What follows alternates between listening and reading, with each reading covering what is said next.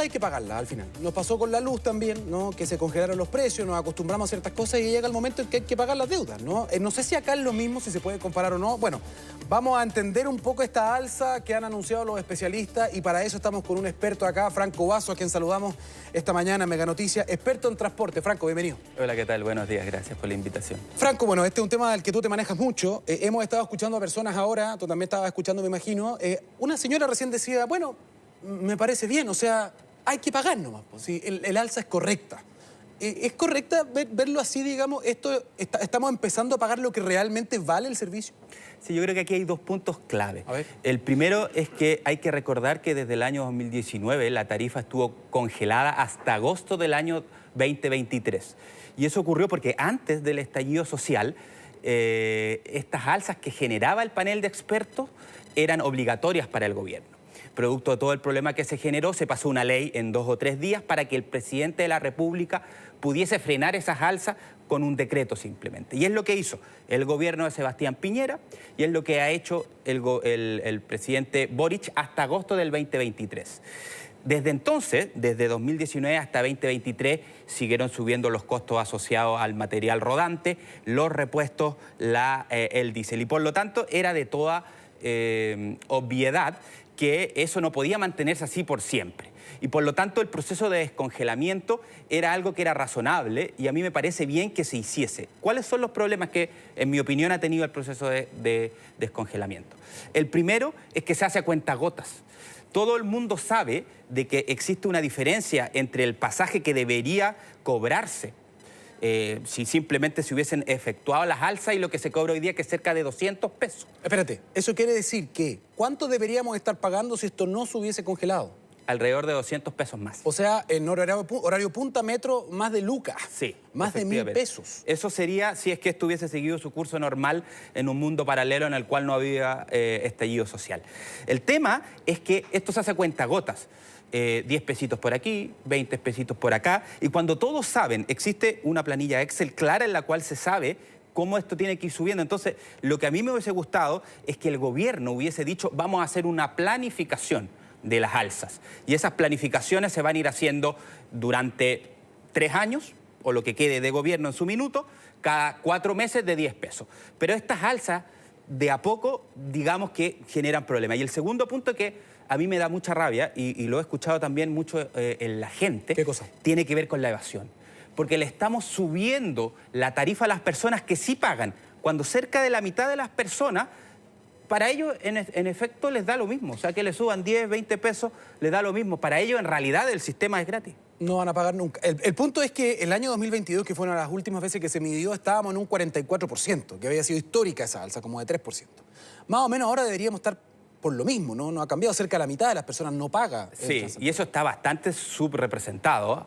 Cuando se han hecho algunos otros estudios, particularmente en ciertos lugares, han habido recorridos que llegan incluso a valores cercanos al 60 o 70%. Y por lo tanto aquí la injusticia que hay es que la evasión durante este gobierno no ha cedido nada. Las últimas mediciones que ha hecho el propio gobierno lo circunscriben oficialmente cerca del 40%. Y por lo tanto, cuando le decimos a la persona, mira, usted le vamos a subir 10% la tarifa o le vamos a subir en 20, 30 pesos, y eso solamente es para las personas que sí cumplen, la verdad es que eso genera molestia. Entonces, lo que uno hubiese esperado es que en conjunto a esta planificación que debiese haber ocurrido cuando se generó el descongelamiento, hubiese habido un plan en el que el gobierno se comprometiera con disminuciones de evasión.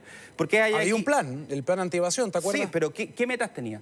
Ninguna. Ninguna. O sea, nada que recuerde en el momento, por lo menos. No, no hay ninguna meta. Entonces, claro, uno en su trabajo, a cualquier persona, aquí en el mismo canal de televisión, todos tenemos metas. Le dice, tiene que haber cierta cantidad de rating. A las personas que, digamos, venden seguros, tiene que haber cierta cantidad de seguros. Pero al ministerio le dicen, mire, la evasión, vamos a hacer lo que se pueda. Y eso me parece que es central como un tema de justicia. El problema es que es como un barril sin fondo. En el fondo tú puedes poner muchas lucas porque hay un subsidio, además, entiendo, que está siendo bien criticado respecto de esto, y no se ve ninguna mejora. Ahora, ¿cuál es el costo, Franco, para entender? ¿Cuál es el costo de no haber hecho una planificación de las alzas tarifarias, como tú decías? No hacerlo al tuntún, sino cada cierto tiempo, sino que ya, vamos a hacer una programación, un Excel, y cada 4 meses vamos a subir lo que se tiene que subir. ¿Cuál es el costo de no hacerlo así?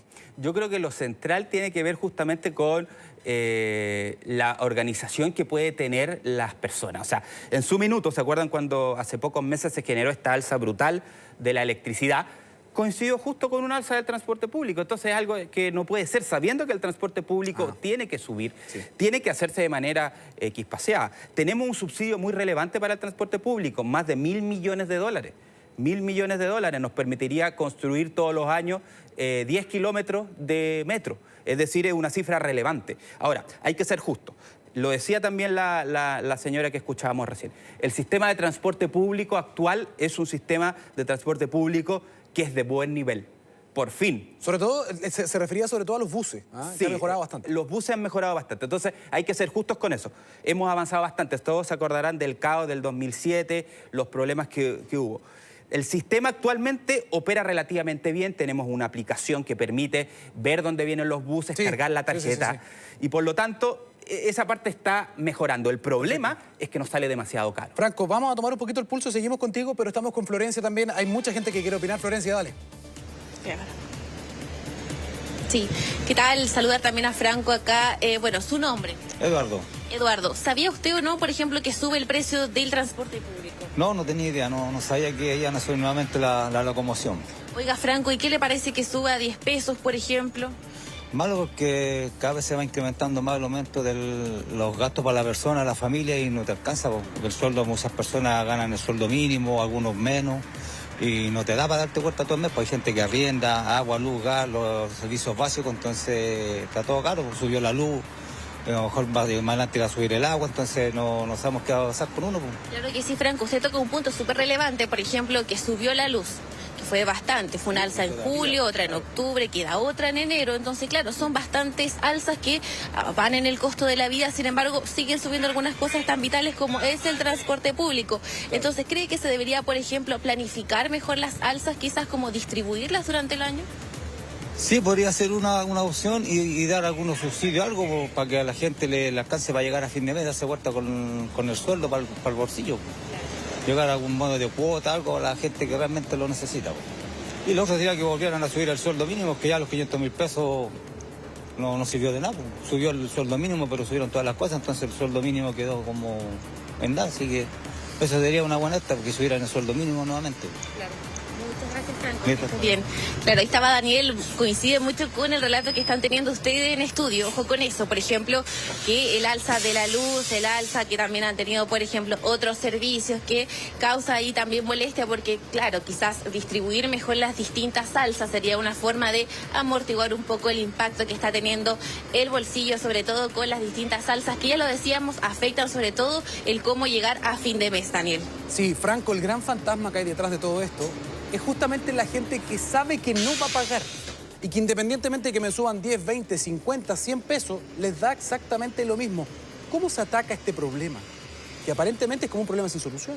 Sí, es un problema que es complejo, que ha ido creciendo en otros lugares en los cuales pensamos que no había problema. Yo vengo llegando de Italia, un país que se supone que es de primer mundo, y tú ves en las distintas ciudades y hay muchos lugares en los cuales no se está pagando tampoco el transporte público. Pero es más caro también allá, ¿no? 2,2 euros. 2 euros, claro. 2.500 pesos. Ojo con eso también. Entonces, yo creo que esto hay que atacarlo de raíz. ¿Y cuáles son las medidas que ha propuesto el gobierno? Esencialmente más de lo mismo. Más fiscalización, que la verdad en la calle se ve poco.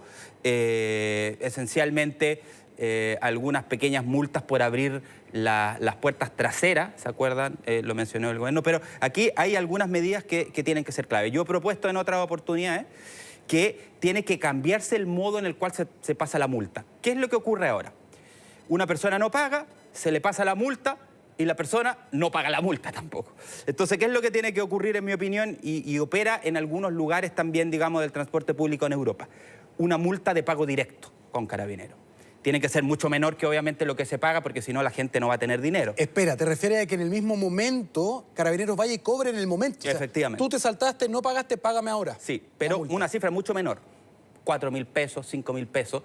Y eso, sumado a un nivel mayor de evasión, la gente va a sacar sus cálculos, va a decir, mira, yo ya estoy acostumbrado, ya he pagado como 3 veces estos 4.000, 5.000, mejor pago los 780. Porque si no, está en el inconsciente colectivo de que este tema relacionado a la evasión en realidad no se fiscaliza para nada. Segundo, el tema relacionado al control de accesos, es decir, los llamados torniquetes. Yo creo que no tenemos que avanzar en los mismos torniquetes que tenemos, generan problemas para que se puedan subir personas con sobrepeso o personas con bulto. Pero hay otros sistemas, o situación de discapacidad. O situación de discapacidad, justamente que estábamos hablando de la Teletón. Pero hay otros sistemas de control de acceso.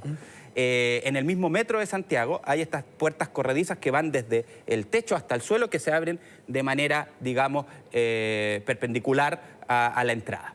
Eso te permite resolver de manera bastante eficaz los problemas relacionados a la evasión, porque la gente lo que hace principalmente es saltar el torniquete o pasarse por el lado, y no tiene problemas relacionados a la gente, digamos, que pueda circular. ¿Son más caros? Sí, son más caros, pero pueden ayudar a disminuir la evasión. Lo tercero, la fiscalización vía cámaras. Se acaba de aprobar, digamos, la ley CATI hace algunos años, que va a fiscalizar a los automovilistas que circulan a exceso de velocidad. Exactamente. Tenemos que avanzar justamente en técnicas de videoanalítica que sean capaces de, por una parte, determinar realmente cuáles son los lugares en los cuales se genera mayor evasión, porque hasta ahora en realidad esto se hace de manera no tan científica, y lo segundo, avanzar cuanto antes hacia una medida de reconocimiento facial en el cual se pueda avanzar también. Yo creo que vamos a llegar para allá en algún instante. Es complejo igual ese punto, Franco, yo estoy de acuerdo contigo, pero eso pasa por necesariamente tener una base de datos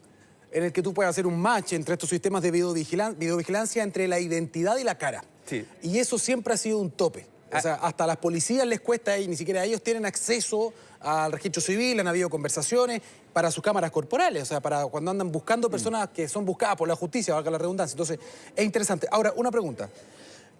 El tema, por ejemplo, de que Carabineros pueda cobrar una multa en el acto, ¿eso ocurre en otros países? ¿Existe? Sí. Por cierto, en los trenes de Europa, por ejemplo, justamente, la persona que te va cobrando, tú tienes un precio asociado a si pagaste, porque allá no hay ni un control. La gente que ha tenido la oportunidad de viajar, sí, en los trenes no hay ni un control. Tú te subes a tu asiento y luego alguien te viene a controlar a veces.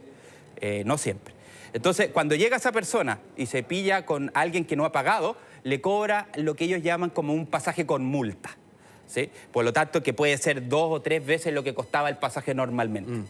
Entonces, claro, eso hace de que si tú no te quieres meter en problema, porque si tú no tienes dinero, lo que ocurre en ese caso es que ahí sí se te llama al tribunal. Y lo que hace la mayor cantidad de gente es pago este pasaje con multa. Yo creo que eso sería muy eficaz, permitiría que una gran cantidad... Sí, porque finalmente está súper estudiado desde un punto de vista psicológico, que cuando uno demora en aplicar el castigo, la persona no lo asocia directamente a la situación que causó ese castigo. Todo tiene que ver con incentivos al final. Franco, antes de cerrar, ¿va a haber más alzas entonces? Esta no es la última. No, de todas formas va a haber más alza y te aseguro que va a haber una en febrero. Los gobiernos tienen esa mala costumbre de hacerlo cuando la gente está de vacaciones, así que lo firmo acá, en febrero va a haber otra alza. Perfecto. Franco Basso, experto en transporte, gracias. Hasta luego, gracias.